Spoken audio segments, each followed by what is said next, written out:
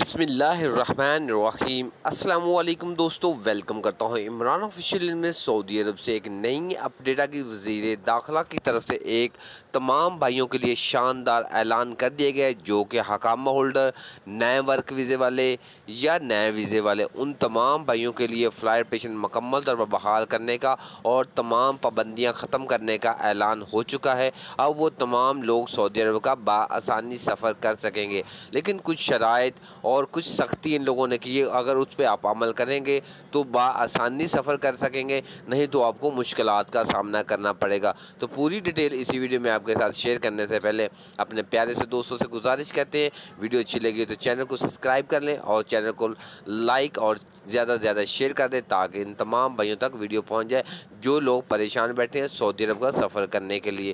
تو وزیر داخلہ کی طرف سے یہ بولا گیا کہ ہماری جو میٹنگ جنرل بلال اکبر کے ساتھ ہوئی، ہمارے تمام معاہدے مکمل ہو چکے ہیں۔